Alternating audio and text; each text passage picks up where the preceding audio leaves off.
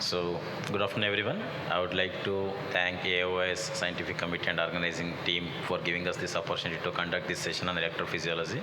As we keep telling, electrophysiology is something which every ophthalmologist should know, irrespective of the specialty one practices. So, but unfortunately, in India, we don't have much exposure or training system which is in place so that the students can get oriented to electrophysiology. So we are trying to cover all the basic aspects of electrophysiology and the clinical applications through this session. I would like to invite Subhadra Jalali ma'am for her first talk on electroretinogram, from where the signals come from. So Subhadra ma'am again needs no introduction. She is well known for the work she has done on electrophysiology, inherited retinal dystrophy, and of course ROP, which no one can forget. Over to you, ma'am. 130. 130. Hi everyone. It's my great pleasure to be here and to interact with all of you. And this is a basic lecture on from where the signals come in electrophysiology. So we know that vision is not from the cornea or lens or from the the disposable parts of the eye, but from the non-disposable and the beautiful part of the eye, which is the retina.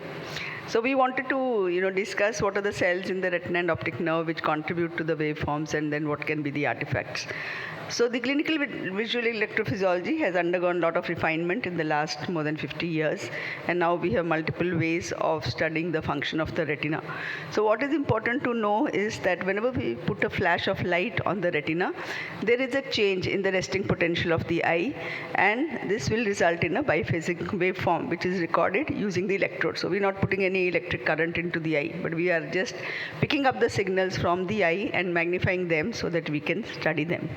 So whenever the retinal function deteriorates, the light-induced electrical activity will also deteriorate, and it is very profound. It is not few microns. It will change by a huge amount. So this is what will happen. The light will fall on the retina, and the rhodopsin, which is in the rods, and will get photoisomerized. The proteins will change, the chemicals will change, and this will lead to hyperpolarization of the photoreceptors. And then the signal will go into the bipolar cells, where the rod and S cone will lead the signal to the on bipolar cells, whereas the medium and long cones will lead to the bipolar cells and the off bipolar cells. So then the signal will be carried on by the ganglion cells to the optic nerve. So the ganglion cells and the optic nerve don't generate that much of signals. So the direction also matters. Mainly those cells which are radially arranged, that is the photoreceptors, bipolar cells, Muller cells, and the RPE, they will respond more, and those which are horizontally placed, because the light is falling at an angle, they will have less effects. So this is how it will go, the signals, and the outer segments of the rods and the cones will generate the A wave. So that is the photoreceptor wave, whereas the bipolar cells will generate the B wave, which is the upgoing wave. So here we can see the retina, as the lights will fall on the photoreceptors, they will generate A wave, and the inner retina, which will generate the B wave, and the macular photoreceptors, which later Praveen will talk about, will lead to the pattern ERG or the multifocal ERG. And when we want to study the optic nerve function, we look at the VP. So the full field flash ERG, which is normal, is a mass response from all these cells of the retina, which is elicited by flashes of light of different strengths. So if we use dark adapted eye or light adapted eye and put different strengths of the light stimulation on the retina, the responses will vary.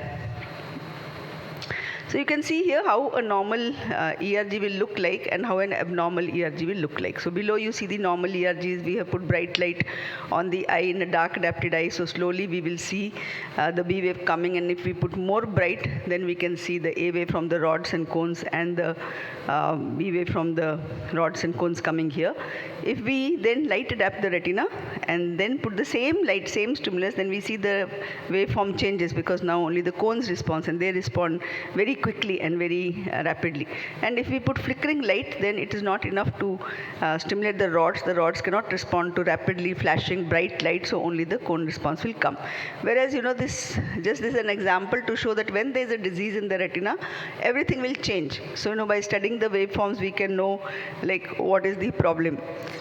in that patient. So we can also have different protocols like the S-cone protocol. I'm not going to go into details, but if we use a different light, if we don't use a white light but we use a colored light on a different background, then different sets of cones will get stimulated. So like that we can look at different cells which are responding to the light, and that helps us to know which part of the retina and also which cells in the retina are affected. For example, all these patients were labeled as retinitis pigmentosa because they had pigment. Some of them had some RP changes, but our test showed that the ERG was not extinguished, which is what we expect in RP, but had a S-cone ERG. So pattern ERG, here the responses will come from the central retina, that is the macular area, and here we use a pattern because the cells, the cone cells in the macula will respond to these changing patterns of cells, and some of the signal also comes from the ganglion cell, which she will tell in more detail. So this is how a pattern ERG will look like from the photoreceptors of the retina and from the ganglion cell, which is the negative wave. Then we can also have multifocal ERGs which come from the on and off bipolar cells of the retina and also from the inner retina and from the cone cells. So so these waveforms are actually a mathematical extraction of signals from the continuous ERG trace, and that is how we'll get the responses. The EOG is a change in the resting potential of the RPE. So the RPE, because of its chemical nature, there's an ATPase pump, there's a bicarbonate pump, so the ions are going in and out. So it has a resting potential of about 6 millivolts. That's a very lot of signal is there. And then when we ask the patient to move to different sides of the light and we record the outcome of that movement, we can see that if the light is put on the retina, then these signals become higher, and this is what we call as the light rise. So the signals will be low here, and as we increase the light, then the light response comes. So these responses are not from the RPE, they are from the photoreceptors, which then change the milieu of the RPE and the signal will increase. So it's an indirect response. So an abnormal EOG in the presence of a normal ERG means that there is a RPE dysfunction. But if the photoreceptors are affected, since it's the photoreceptors which generate the signals, then we cannot study the RPE function. In those cases, we need to study the RPE functions by chemical changes like using a bottle of beer or using acetosulamide or using mannitol. Then we can see the change in the potential of the RPE. The VP are the signals which are actually starting from the photoreceptors and then going on to the visual cortex. And so different check size are used. So here again we need to understand that if there is a retinal disease, still the VP can be abnormal. So in patients with unknown vision loss, or we are trying to find out where is the lesion, we should always do ERG, flash ERG, pattern or multifocal ERG for macular function, and then the VP, not VP alone, because that will be misleading. Now all these signals can be variations because of the physiological, technical or pathological changes.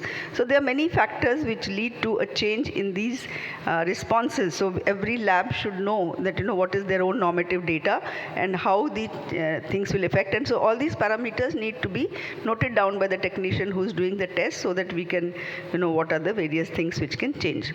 So to conclude, visual electrophysiology testing goes from a global response, that is the whole response, to regional areas like the macular area, the optic nerve area, and origins of most of these responses is well elucidated for clinical interpretation. And still there is continuous work done by scientists to find more and more signals and find more and more information about the function of the retina and its disease and pathology that we can see in the clinic. Thank you.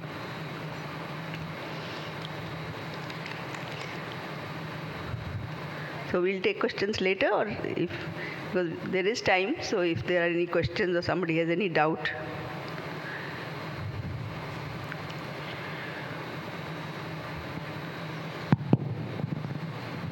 Thank you, ma'am, for giving a very good introduction to all the kind of tests that can be done. And I think we can take questions after the full field ERG talk, because both of them will have a lot of overlap, and then we can discuss in relevance to the clinical setting as to how things are. Right. So I next invite Dr. Purna Chandra. He's a vitreoretina surgeon from Narayan Netralaya. Doesn't need any introduction. He's well established into a lot of work in electrophysiology and genetics. In addition, he's a retina surgeon as well, taking care of all the fields involved in the retina. So Dr. Purna Chandra, over to you for full field ERG, when to order and what to look for. Okay, thank you so much, ma'am. I think Subhadra ma'am's talk has made my job really easy. You know the basics now. So this slide is these aspects have already been covered. We stimulate the retina. There will be biochemical and ionic changes in the photoreceptors and RP, which generates electrical potential, which is recorded as an ERG. So I'll just walk through various case scenarios where there is some uncertainty about what's happening, what is intended, and what is required. I'll start with the night vision problems. This was a 26-year-old male who presented with some night vision issues. The fundus was essentially normal. We did an OCT. OCT was also normal. So at this stage, we thought before going ERG, the first thing what we suspect, 26-year-old, everything is normal compliance. We suspect it to be malingering. So before labeling it as malingering, we thought we'll subject him to the ERG. That is what we did. So if you look at the fulfilled ERG test, so the dark colored response is almost like undetectable. That means the rods are not at all functioning. So though structurally the OCT everything is looking normal, the ERG is telling a completely different story. The same thing is seen in the combined responses. Also, both the A wave and B waves are affected. The light arbitrary responses are relatively okay. Of course, there is an delayed implicit time and amplitude reduction, but compared to the rod component, cone component is relatively better.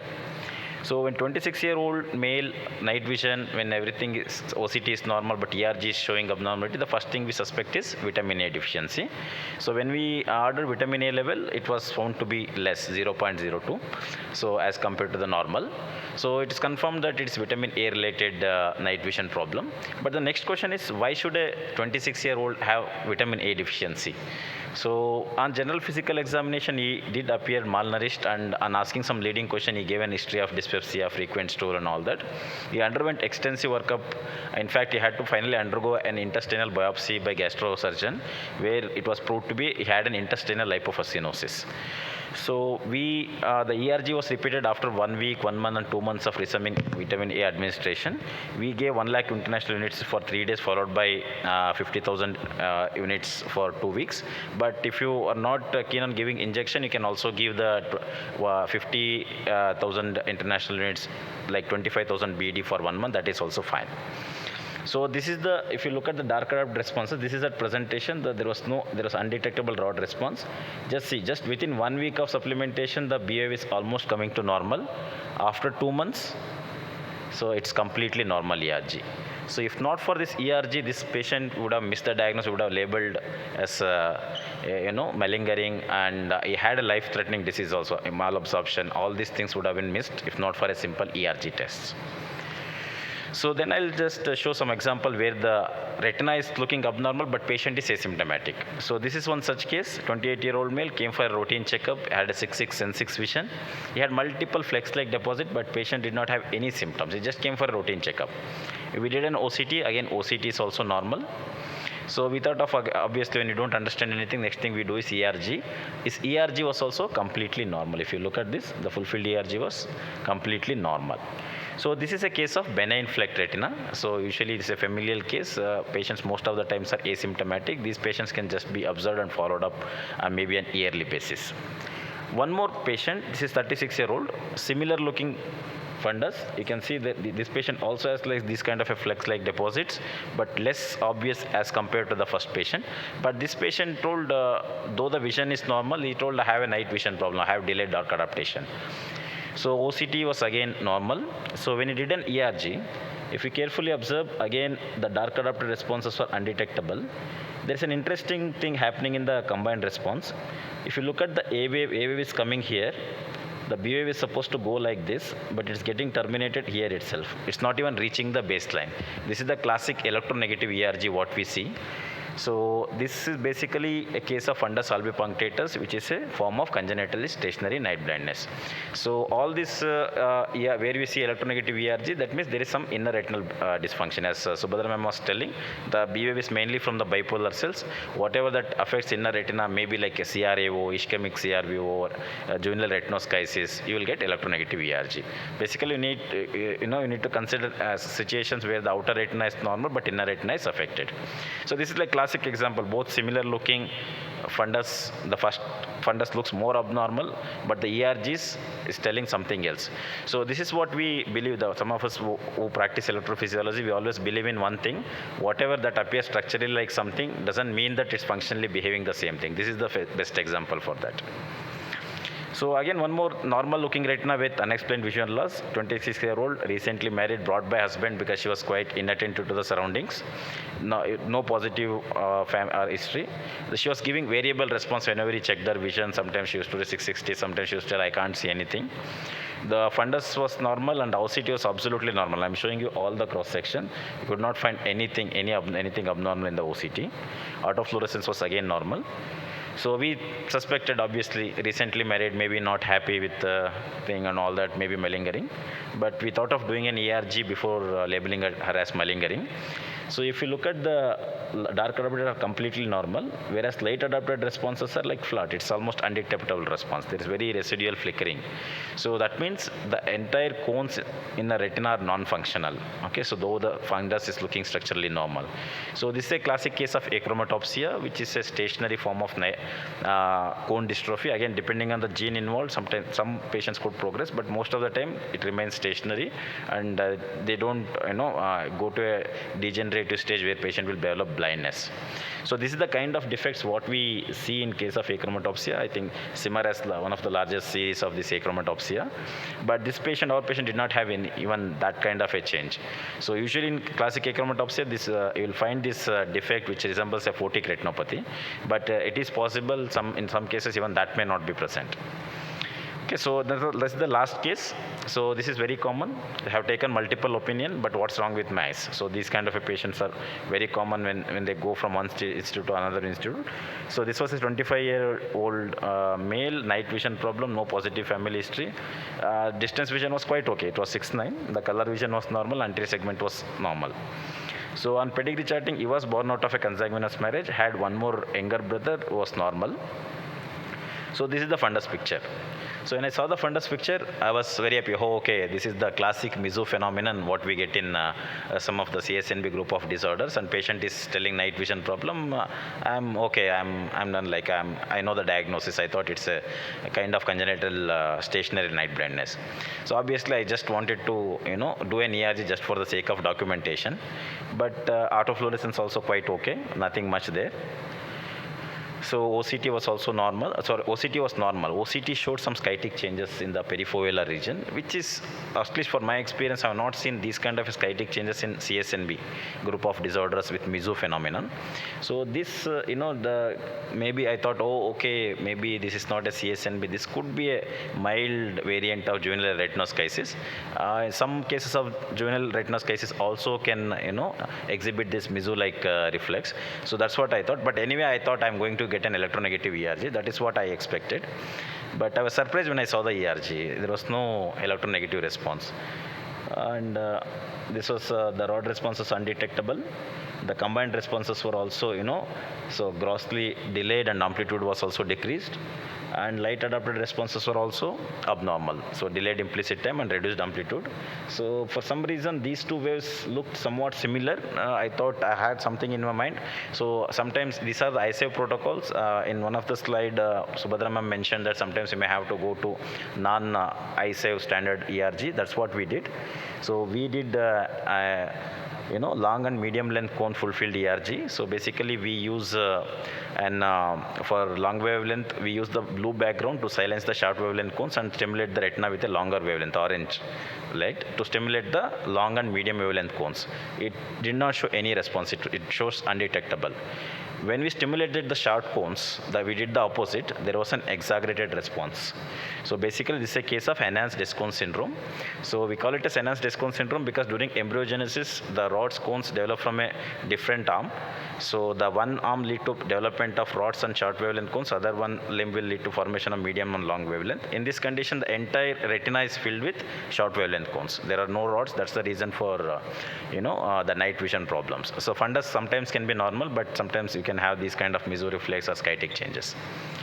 To conclude, I would like to say electrophysiology is an important tool to aid diagnosis in various diseases. It should always be followed by clinical correlation. Never take ERG or any investigation in isolation. So, and additional genetic information in cases of dystrophies does help. So, thank you so much. Thank you, Purna. I think that was such a wonderful cases and day-to-day problems in the OPD. It's now my great pleasure to invite Praveen to speak on multifocal ERG and pattern ERG, which will tell us more about the macular function. So Praveen has an illustrious career as a retina surgeon and as an electrophysiologist, and we've worked together on multiple areas. And she was at Shankar Netralayam. More recently, she shifted to Chandigarh. And I'm sure the North Indians are going to be very enriched by her experience, and we in the South are going to be bereft. But still, AIOC gets us together.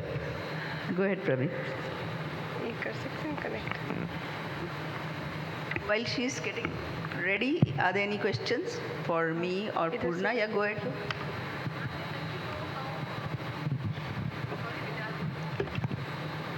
Please.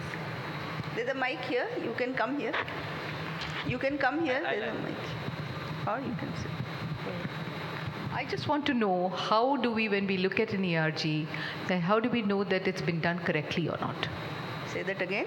How do we It's know done that the thing has been done correctly or not? Yes, I think that's very important. We have a separate talk in some other fora on artifacts. So the first thing is that it should be reproducible. That's why ISO wants that we should have at least 2 waveforms which are exactly the same, because the ERG doesn't change if you do retests. So each eye should be tested at least twice, and we should see those waveforms. Second is that when we look at the timing of these waveforms is very symmetrical. So it's like if the waveforms come, let's say at P50, they will not come at 200 milliseconds. Instead of 50 milliseconds, they may come at 55. Okay, so there will be only little change, but if there is some wave which is going beyond, let's say 100 milliseconds, then that's a blink artifact. So that's how we know it's not done. We should always look at the baseline. When the first wave is done or the second wave, the baseline should come, and then the response should come. So if the baseline is not correct, that means the contact of the electrodes or the connection between the electrodes and the machine is not correct. So if there is a misconnection, if they are not well properly placed, then you won't get a signal, because these are very small signals. They have to pick these up. So these are some of the things we can easily see. And then of course, so many years I've been doing ERG. So there was one ERG which looked very weird. I couldn't interpret it because there were some changes in rods and cones, and it was not fitting to what the patient we expected. So there should be a match of what clinically we are thinking and then what we get. And if it's not matching, then we have to go back to basics, history, examination. Did we miss something? So in that patient, I wrote, this is the ERG findings, and then I wrote it is of unknown, interpretation, and I will wait. And then after 5 years, that patient was diagnosed as NFL. So then I could go back and say, okay, this is why it looked so weird. So I think interpreting it very honestly and then saying that, I don't know what this is, that will put us on the right path, rather than thinking that everything we have to fit. What fits, we should fit. What doesn't fit, don't try to make it fit. Keep it open. So same way for the EOG, if the signals are not good, the patient is not making the movements correctly, or patient has a lot of nystagmus. So if patient has a lot of nystagmus, we should not do a pattern ERG. So those basics also we should know, that for pattern ERG, patient really needs to fix it. For EOG, patient really needs to make those movements correctly. So, so the patient's compliance, the machine settings, the waveforms where we expect, and correlating it clinically, I think that's what tells us that things are in order. Those things we should check first before we interpret. Go ahead, Praveen. Thank you, ma'am, for the introduction, and I'll take you away from full field ERG into another specific test, which is the multifocal ERG and pattern ERG. So why do we need multifocal ERG? As we saw Dr. Purnachanda tell us such a good cases that we had, that it gives you so much of information, then what is the need for another test? So the reason we need it is that full field ERG is a global response, and sometimes focal or smaller area, if it is affected, that gets missed. And to address this, we have other investigations. And full field ERG measures both rod and cone responses. Multifocal ERG is largely cone driven, and electric activity of the entire retina is measured by full field ERG, and simultaneous measurement of multiple retinal responses at different locations is done by multifocal ERG. So full field ERG is a true response, but multifocal ERG is actually a mathematical extraction, and we'll see in the subsequent slides how this is done. Main thing, as Dr. Subhadra ma'am was talking about, you need to know how you are going to do it. So this is a protocol of recording all these tests is laid down very nicely by the ICEF standards. And as recommended by the ICEF standards, the pupillary dilatation is important. Patient should be light adapted, in room illumination, and usually it's 103 hexagon stimulus which is done, monocular recording, and with refractive error correction in place. So this sort of sums it up. This is the kind of stimulus that you have, and once the electrodes are put into place with an amplifier, this is the response which is generated by the computer, and then it is further digitally analyzed. Importance is good fixation, and good fixation can only happen with good visual acuity. So as Dr. Subhadra said, if the patient has poor vision, neither can you elicit a pattern ERG nor can you elicit a multifocal ERG. Usually a vision of 20 by 200 is considered a cutoff. If the patient has vision less than this, he or she may not be able to fixate the fixation target, and you will not get any useful multifocal responses. As we said, that refractive error correction should be in place, but when you put the patient glasses or your trial frames, sometimes because of the peripheral blockade, you may not see that very clearly, and it may show as a rim effect, and the patient may not be seeing the stimulus through that, which means it will show areas of depression. So this is the kind of stimulus which is there, which is very different from the typical light flashes which we are used to. So because it elicits response from 40 to 50 degrees, we know it is the central area which is stimulated, and that is largely dominated by cones, plus we do it in light adapted conditions, so it is the cones which are responded. So you can see that the size of the hexagons is not uniform. Some in the center are smaller, peripheral ones are larger. This is to follow the physiological distribution of the cones. As we know, in the center, the cones are much more in number and concentration as compared to periphery. So as a result, each hexagon, whether it's in the center or it's in the periphery, stimulates equal number of cones. So that is why the size is smaller in the center, bigger in the periphery. So once this stimulus has stimulated the retina, you're getting the responses depending upon whether you have given 37 hexagon as your stimulus, or 61 or 103 or 241. This is how the response is going to be. What is the difference? Why not do 341 for everyone? So the difference is that more the number of responses, a normal multifocal ERG almost takes 8 minutes for recording. More the number of presenting elements, more the time taken, more the patient will get fatigued, and more his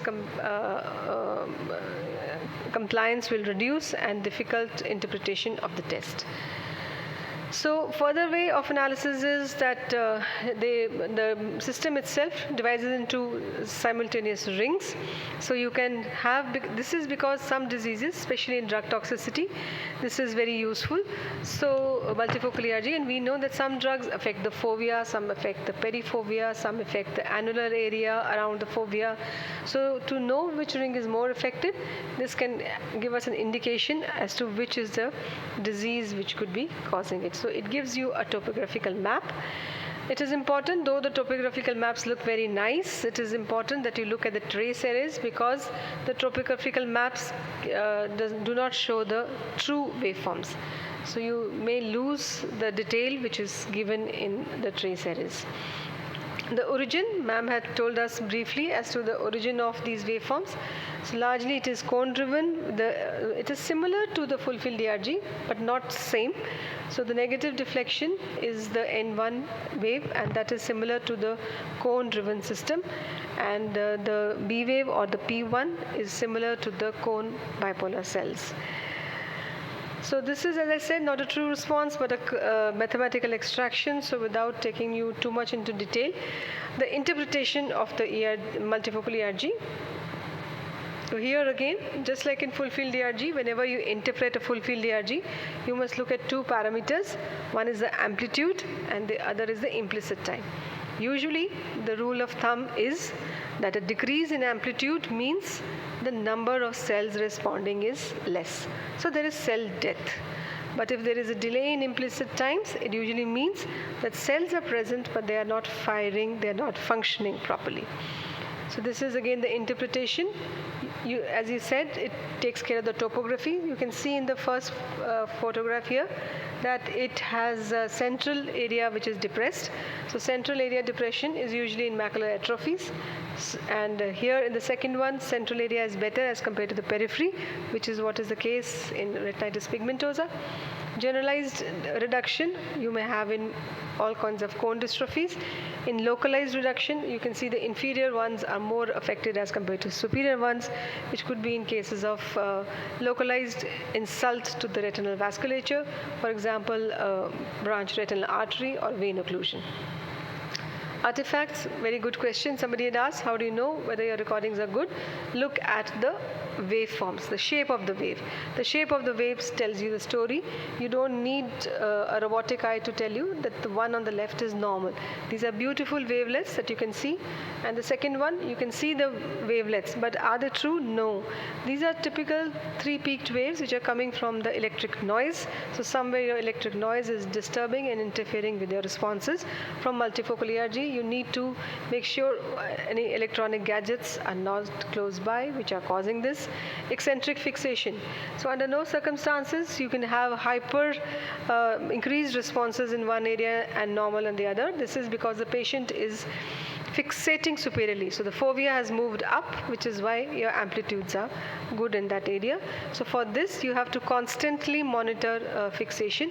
In most of the MFERG systems that we are using, this is automatically mapped by presence of a web camera, which is there. If your web camera is not working, do not proceed with multifocal ERG. Positional artifacts, again, because of the rim artifacts or your electrodes are not properly placed, it can cause positional artifacts. With this, let us see how to interpret it.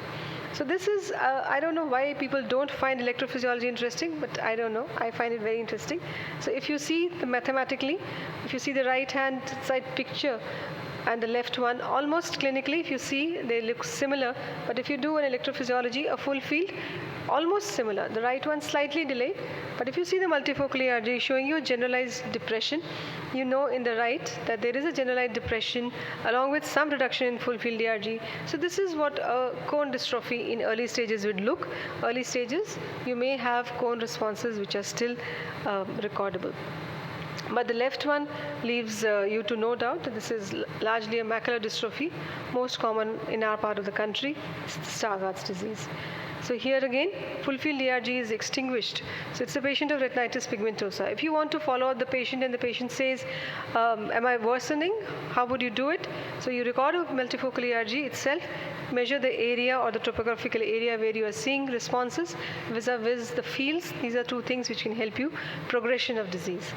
Now, there's a lot of interest in gene therapy, stem cell therapy, and in a case where full field ERG is already extinguished in most of these cases of LCA or RP, how are you going to know whether your gene therapy has worked? So here again, multifocal ERG is hugely useful. Most of the clinical trials use multifocal ERG to see whether the central responses are increasing in response to gene therapy. There's another test which is coming up, which is the FST, or the full field stimulation threshold. So we'll not go into that detail, but that again is to look for the follow-up with these patients with gene therapy. Other parameters which can be used in these patients is BCVA, perimetry, FST, and color fundus photograph. Example of occult macular dystrophy. As the name suggests, it's occult. It's occult on fundus photograph, occult on OCT, but it is not occult on multifocal ERG. This is the diagnostic test for occult macular dystrophy, which is caused by heterozygous variation in the RP1L1 gene. It is the test of choice in patients with drug toxicity. Various drugs can cause it. And number one is hydroxychloroquine, because it is the best investigation for hydroxychloroquine toxicity. The AAO guidelines suggest that this should be done in all patients who come to you. I'm sure all of you would have seen at some point or the other. Patients who are having rheumatoid arthritis on treatment with HSQ, they come for screening.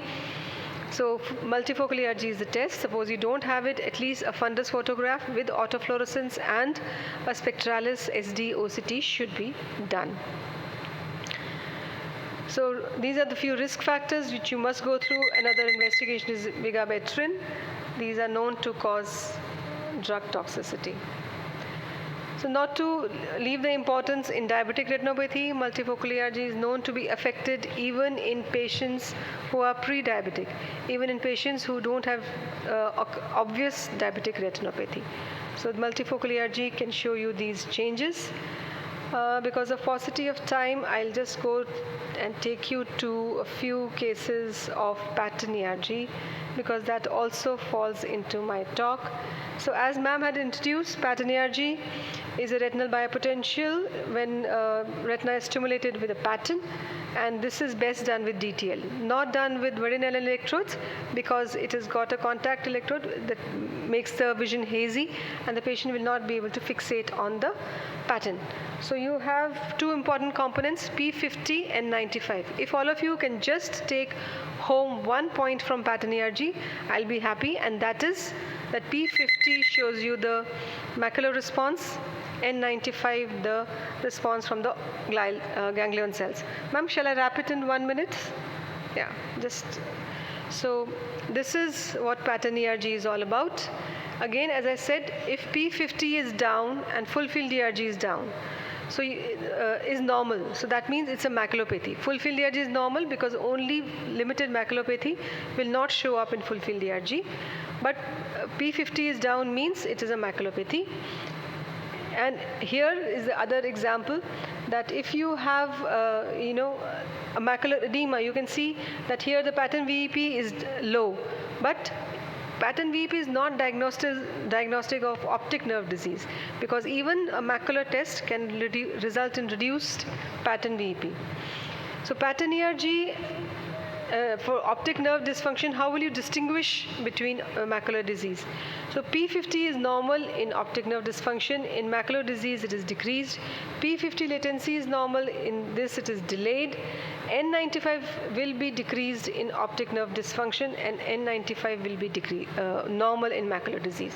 So as I said, if you have reduced pattern VP with a reduced pattern P50, only then it's a macular disease.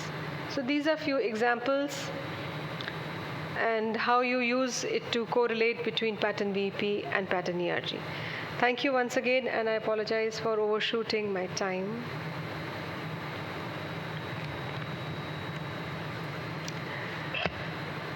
Any questions, or shall we? Yeah, we'll go to the next talk because there's not much time, and then in the end, if there's some time, then we can have more questions. So it's pleasure to invite Sibar from PGI Chandigarh, a young dynamic guy who's working both in surgical and medical retina. So today he's going to tell us about the electroretinogram. Thank you so much, ma'am. And thank you, Dr. Purna, for the opportunity here. So I'll be talking about electroretinogram technique and applications. So we just heard about all the tests that electrophysiology gives us and what all they can test. The whole of the visual pathway can be tested by this. So one part that is left to be tested is the retinal pigment epithelium. We have tested the whole of the retina.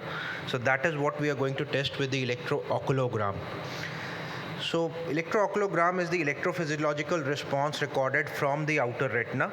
Our eye is like actually a cell which has a positive electrode and a negative side. The cornea is the positive side, and the RPE and the outer retina are the negative, and they hold some amount of charge in between it, which is somewhere around 6 millivolts. This was first described by Raymond in 1948 and measured for the first time by Elvin Marg in 1951. It is measured from the corneofundal potential, with the cornea being electropositive and the RPE electronegative. The eyes have I told you about 6 millivolts standing potential in ambient lighting. EOG measures this standing potential indirectly with ocular movements and by measuring the variation caused by the ocular saccades. And the change in the standing potential in light and dark condition gives us a measure of the RPE health and whether that is functioning or not. When exposed to more light, this potential tends to increase. And if you can measure this and show that yes, it is increasing, then the RP is functioning well. But as Dr. Subhadra ma'am also told us, that the light is picked up by the photoreceptors and secondarily stimulates the RPE to function. So your photoreceptors have to be in good health for any interpretation of EOG. If your full field ERG itself is abnormal, it is likely that your EOG will also be abnormal. So the importance of EOG comes in only once your full field ERG is normal, your outer retina photoreceptors are normal, and then you want to pinpoint the defect onto the RPE. So just a small video of how we do the procedure, the technique. So going into the protocol of the machine, entering the patient data properly, the age and pupillary dilation. You dilate the pupil of the patient before starting the test. So this is the initial dark adapted phase. You need to first put in the electrodes. This is just to show you how the electrodes are put in. This is the ground electrode, which is put up at the forehead. You clean the surface nicely so that you have a good contact, you have less impedance coming. The gold cup electrodes are used for this, and the electrodes are put at the inner and outer canthi of each eye. They should be as much in a straight line as possible so that only the horizontal eye movements are recorded. Any vertical eye movements are not recorded. And these are the two active electrodes for each eye at the outer and the inner canthus, which are being put.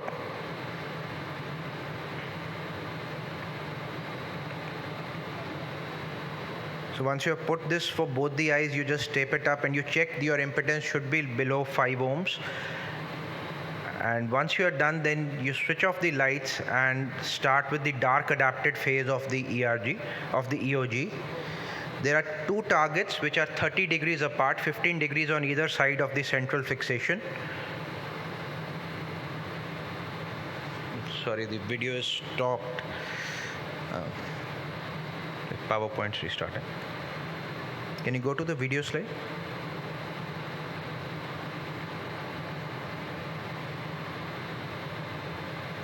I'll take it, no problem, thank you.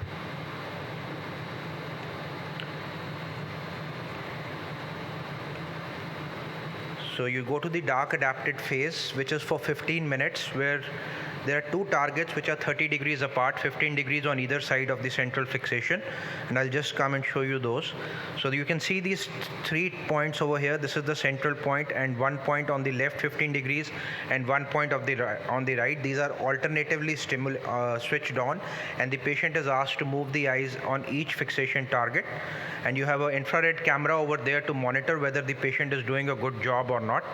And then you can monitor the saccades, and these are the potentials that are being generated, which you can see. Once the patient is looking towards the electrode, it will generate a positive waveform and otherwise a negative one. And this is done for 15 minutes in dark adapted state, followed by 15 minutes in light adapted. So you want to get the potential down in the dark adapted and then look at the light rise once you turn on the lights after the 15 minutes.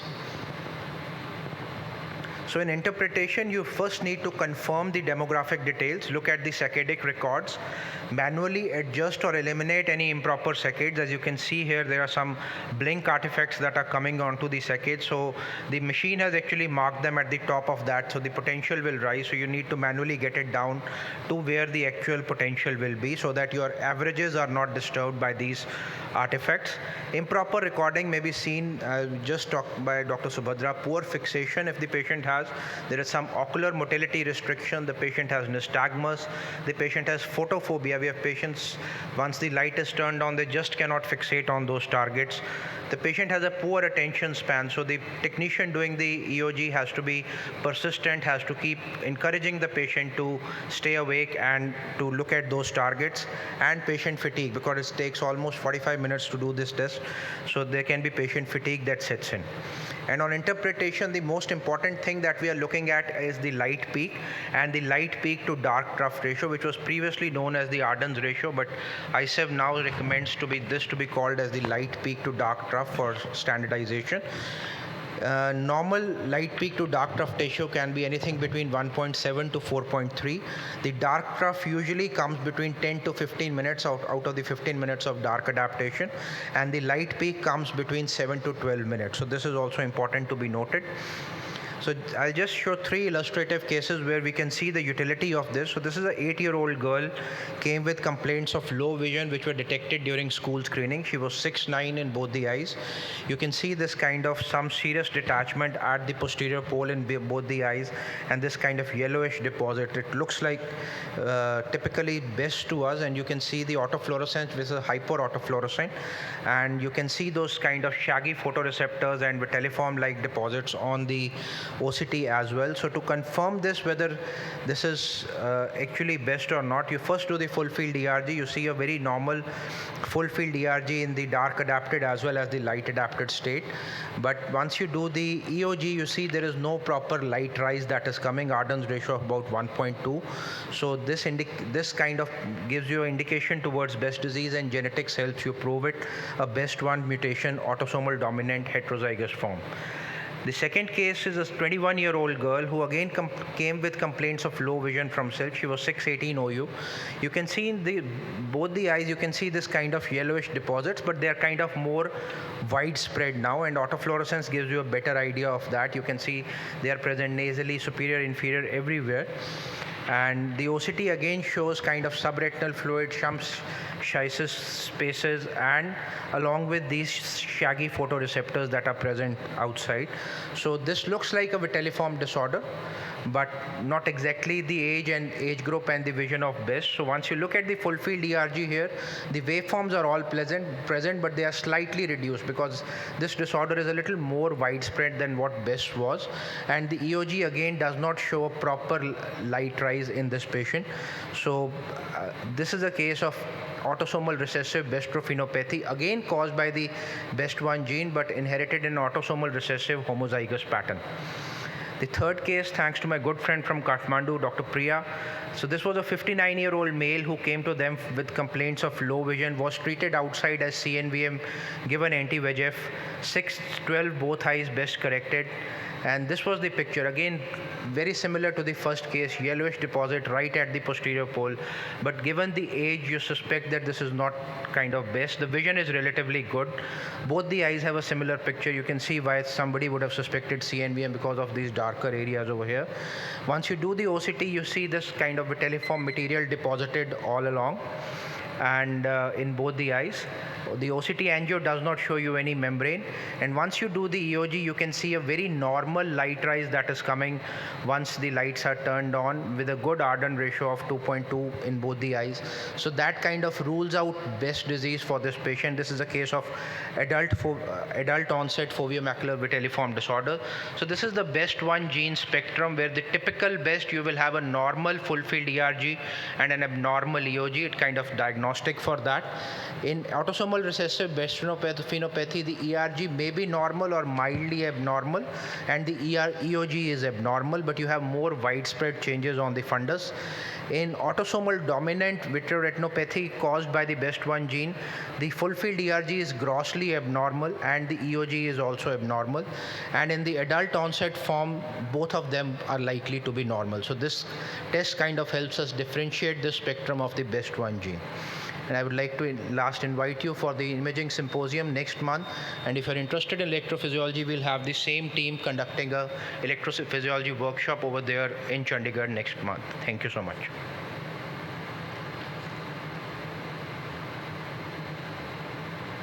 So we'll have the next talk by Dr. Shrikant Padi as a video presentation because he was unable to come due to some personal problems that he had. So he will bring everything together for us to understand that in the clinic, how do we go about it. Purna will present the presentation. Yeah, can you connect the video, please? Just got audio also. And we'll have few minutes for questions after that. Audio. Any immediate burning question?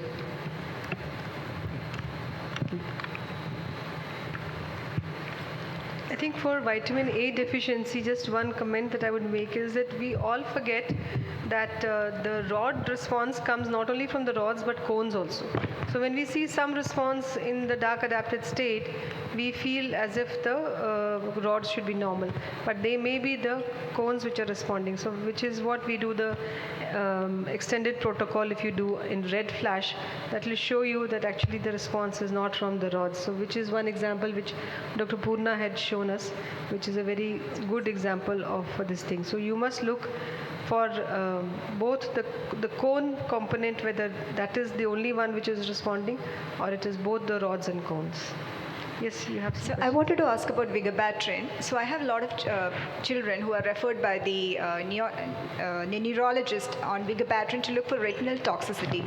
So these children, I don't have a handheld OCT, and all I can do is an ERG for them. So what exactly should I be looking at? And they wouldn't be having a baseline ERG before they start, them on vigabatrin. So what exactly should I be looking in the ERG, and how frequently should I follow them up?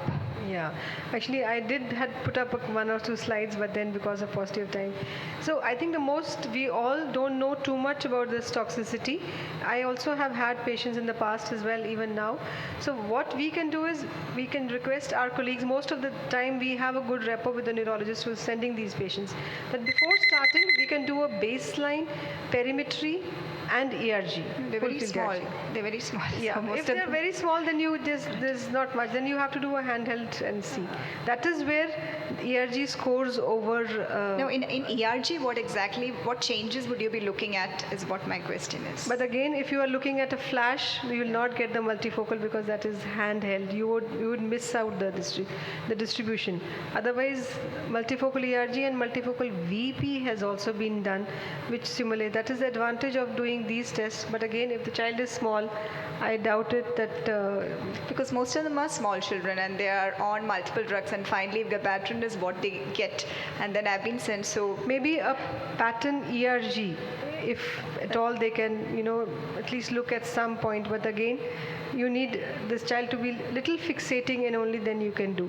You can do a baseline ERG, and maybe you will be the first one to report ERG and VP and see and follow it up whether the difference is coming or not.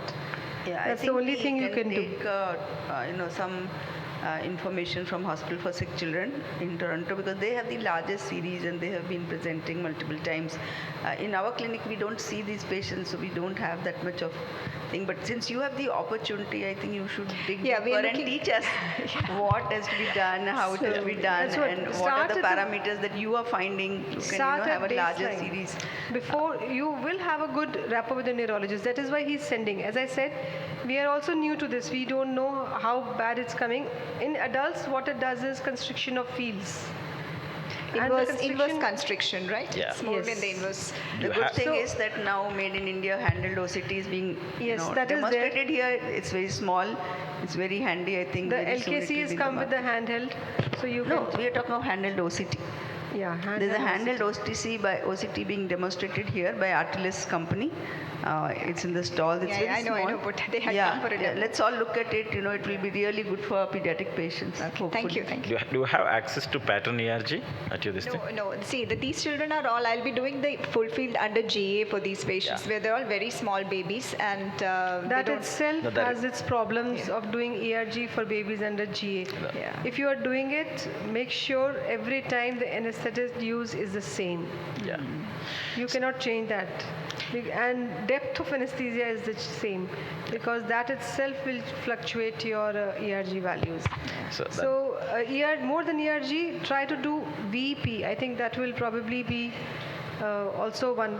Do both the parameters. I do Since the both. I do knowledge both. is so little, Yes. you would add to the knowledge. Yeah, I do both VP and ERG. The problem with the ERG is the barinal and electrode.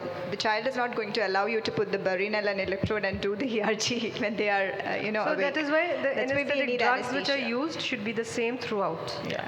So And that you make a note of.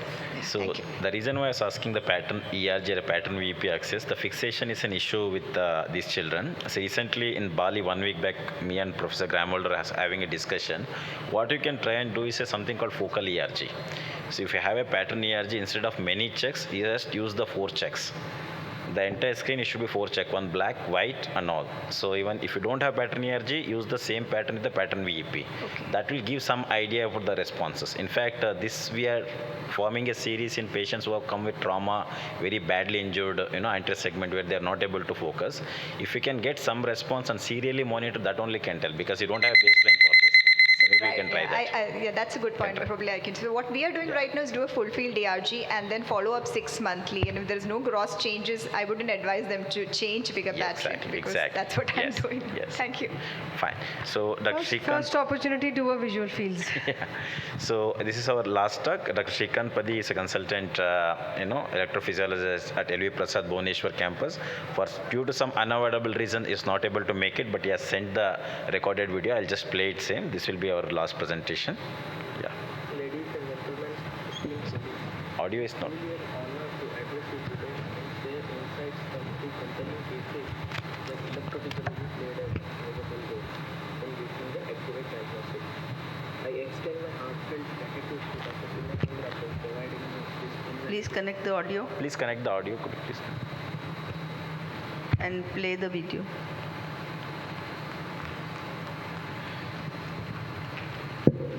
It's connected, but output is given to headphones, I think. So output. Why output? यहाँ पे change करना पड़े audio.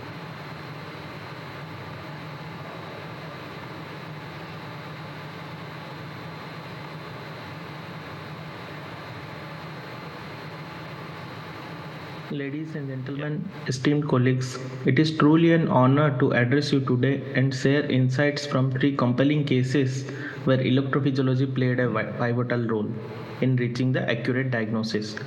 I extend my heartfelt gratitude to Dr. Purnachandra for providing me this invaluable opportunity. Let's delve into the cases that showcase the significance of electrophysiology in unraveling the complex diagnosis. So, story 1 is an intriguing case involving a 35-year-old fireman. Upon initial examination, his right eye presented with a best corrected visual acuity of 20/40, while the left eye maintained a 20/20 vision. Intersegment examination were normal, and a dilated fundus examination revealed a clear media with normal optic disc and blood vessel. However, the foveal reflex was dull. Notably, one can see very subtle retinal pigment epithelial changes observed in and around the arcade blood vessels. It was bilateral and symmetrical presentation. The autofluorescence imaging painted a symmetrical picture exhibiting fine granular hyperautofluorescence interspersed with hypoautofluorescence in bilateral eyes. So here you can see granular pattern of autofluorescence. These are more pronounced just outside the arcade, mostly confined to the posterior pole. Similar picture can be seen in the observed in the left eye. Optical coherence tomography uncovered intriguing details like intraretinal skytic hyporeflective spaces, subretinal fluid, saggy photoreceptor, along with outer retinal thickening. All are symmetrically distributed in bilateral eyes. So, diving into the patient's history uncovered a trial of eplerenone for central serous chorioretinopathy without significant benefits. A revelation of tobacco addiction and a 5-year history of nyctalopia and blurred vision emerged. So, these symptoms helped us or guided us to do further retinal evaluation. To further understand the extent of retinal dysfunction, we conducted electroretinography. Results showed a slightly subnormal scotopic and photopic response with A and B wave amplitude at 60% of the normal value, indicating generalized rod and cone dysfunction. These pictures were almost bilateral symmetrical. In addition, pattern ERG confirmed macular involvement. So at this point of time, we are really confused about the diagnosis. However, a rare diagnosis of autosomal recessive bestrophinopathy also came to our mind looking at the OCT and autofluorescence picture. So we went ahead with electrooculogram. A key finding in the electrooculogram was severely reduced light peak to dark trough ratio in the left eye, while unreliable readings were obtained in the right eye. This reduction was disproportionate to the ERG finding, pointing towards a severe generalized dysfunction of the retinal pigment epithelium. Genetic counseling was pursued and a homogeneous mutation in the BEST1 gene confirmed the diagnosis of autosomal recessive bestrophinopathy. One of the intriguing aspects of ARB is its unique presentation in children. Unlike other early onset retinal dystrophy, ARB typically allows for good central vision with near normal acuity and robust pattern electroretinography responses. Notably, the rod system is more affected than the cone pathways in cases of ARB. Let's move to case number 2. So case number 2 involves a 29-year-old male engineer by profession presenting with a 4-year history of blurring of vision and nyctalopia. The visual acuity in the right eye was 20/250, whereas in the left eye it was 20/50 parts. Initial examination revealed a normal entry segment, but fundus examination unearthed multiple yellowish white lesions of varying sizes and configurations scattered throughout the retina, excluding the fovea. The autofluorescence didn't reveal much, and the images were not clear, and it didn't give any further information. So it is seen elsewhere, and a provisional diagnosis of fundus albipunctatus was initially suggested. And patient was emphasized on the stationary nature of the disease. However, one should make any diagnosis, especially for inherited retinal dystrophies, without the confirmation with electrophysiological tests and genetic testing. We went ahead with further imaging.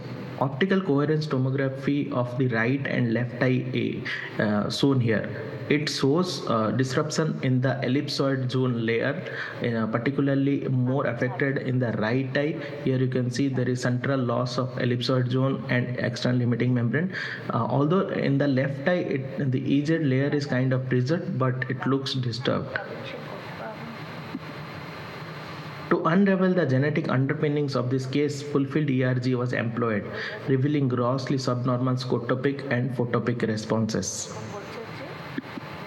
These changes were more pronounced in the right eye compared to that of left eye. Of note, there was a non-reversal of the scotopic ERG even after prolonged dark adaptation for a period of 120 minutes, pointing towards a potential diagnosis of progressive retinal dystrophy rather than a stationary form of retinal dystrophy.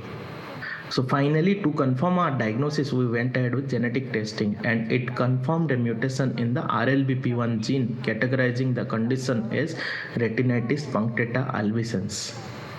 The investigative journey didn't end with the patient, it extended to his mother, who exhibited a more classical presentation of the retinitis punctata albicans on fundus examination, and OCT and electrophysiological evaluation confirmed the diagnosis.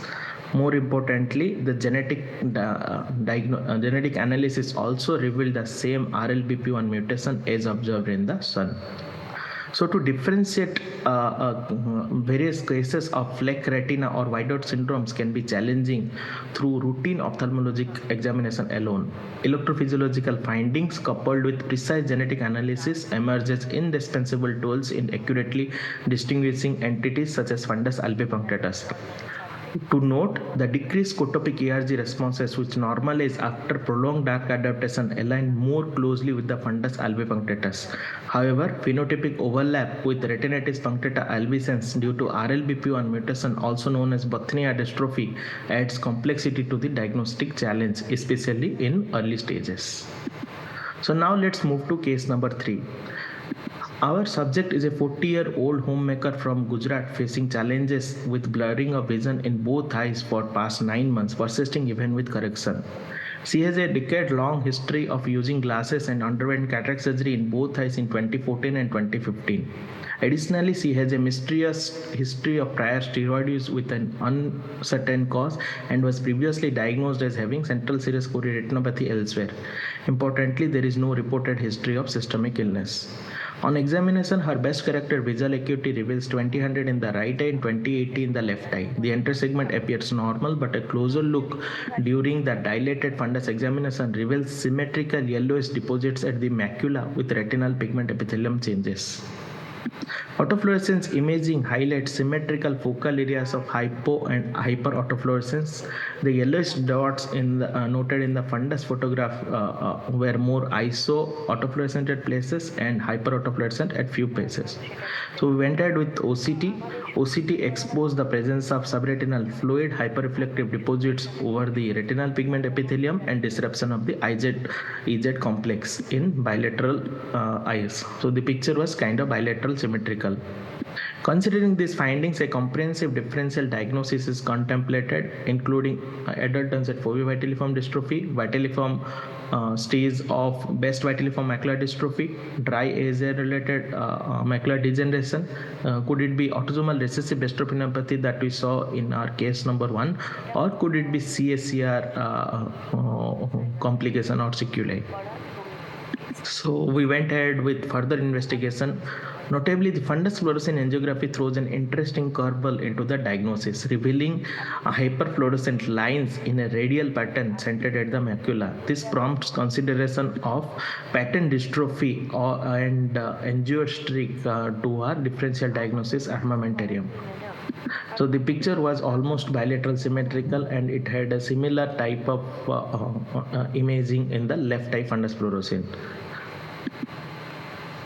Like other pattern dystrophies, patients with suspected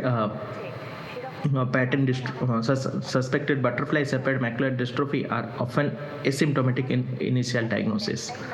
So we went ahead with electrophysiological testing. EOG results reveal the absence of light rays in both eyes, while ERG remains normal within the normal in the full field and pattern form of ERG. So here you can see the iodine ratio in the right and left eye is subnormal. It is within the range of 1.5 to 1.8, pointing towards a diagnosis of pattern retinal dystrophy. So we to confirm our diagnosis, we went ahead with genetic testing, and the genetic testing confirmed the diagnosis to be CTNNA1 mutation, aligning with the diagnosis. So this case exemplifies the genotype-phenotype correlation and electrophysiological insights of these rare diseases. So just to conclude, my take-home messages for this presentation would be: do not read imaging in isolation. In challenging situations, electrophysiology can help reaching the diagnosis. So whenever required, please take the help of electrophysiology judiciously. At the end, I express my gratitude to AIOC for this invaluable opportunity to share and learn from the complex and enlightening cases. Thank you very much.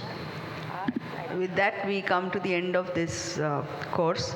I think we've come a long way in the last 30 years in inherited retinal dystrophies, from just seeing them clinically and saying nothing can be done to understanding details of the disease and very soon with therapeutics. But electrophysiology doesn't stop at IRDs. We do have a lot of role in vascular retinopathies, in drug toxicities, in understanding, disease of unknown etiology, malingerers. So I hope that many of you will take that passion as we've had it. Thank you so much, and I request the speakers to take a quick photograph before the next session starts.